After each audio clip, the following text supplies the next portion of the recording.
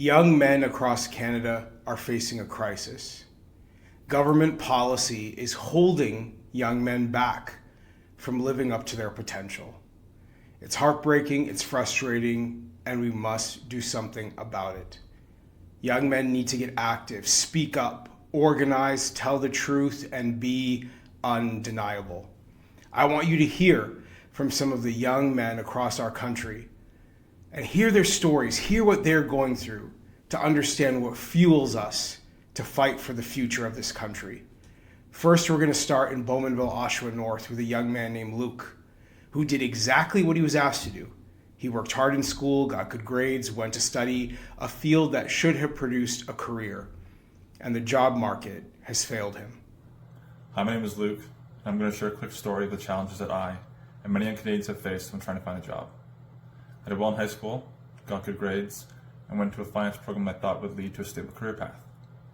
I worked hard, got my degree, and was ready to start the next chapter of my life. I graduated during 2020, right in the middle of COVID, and the job market in my field was shattered. I was competing against people with master's degrees for entry-level positions. I applied to thousands of jobs, many outside my field, just hoping to get my foot in the door somewhere. I took whatever jobs came my way, while juggling freelance work and taking courses that build and develop my skills. I ended up landing a job at GM, thinking that I had finally started my career.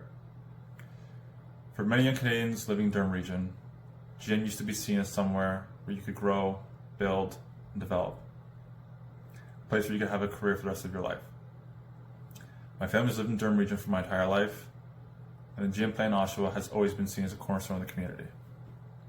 Just 2 weeks later, my entire department was told we were being laid off. For the next 2 months until the layoff date, I continued to apply to jobs while finishing my work.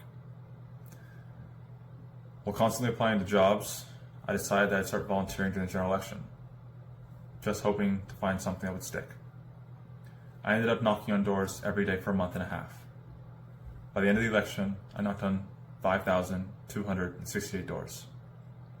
After the election, I was fortunate enough to land a job in politics and start building my career.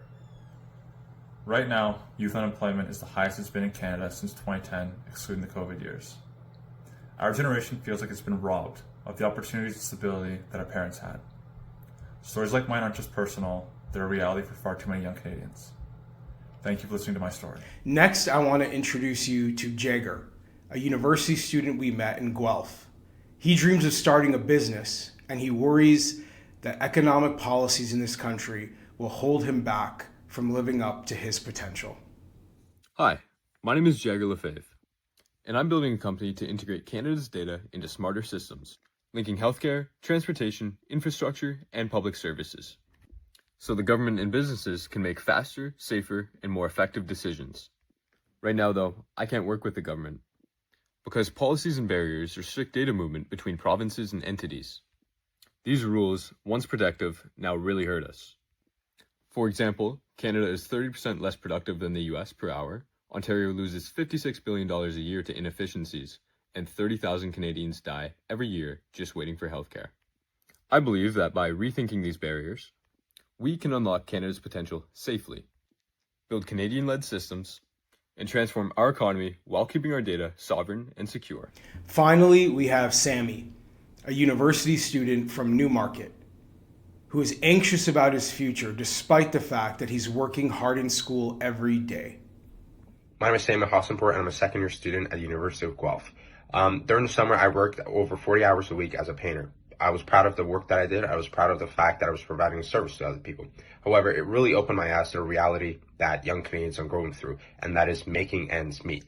I believe rent, groceries, affordability in general has spiraled out of control, and if the pattern continues to go down this way, I believe young Canadians will struggle even more than they already do. And I believe there needs to be a change in government and there needs to be a change in policy. My hope is that you learned something from listening to these stories.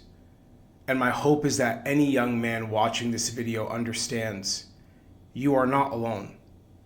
There are young men across Canada who can relate to your feeling of frustration.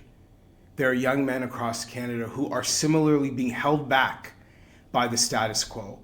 And my dream and my hope as a member of Parliament for Canada, representing the wonderful people of Bowmanville, Oshawa North, is that we will draw attention to what is happening in the lives of young men across this country so that all Canadians, regardless of your generation, can understand that change is needed. We don't need to be finger pointing at the young people who are working hard. No. What we need is to be creating opportunity so they wake up every day knowing that hard work will pay off and that they will have a bright and exciting future in Canada. Let's keep working hard. Let's work as hard as these young men are to restore the promise of Canada. God bless you and God bless our great country.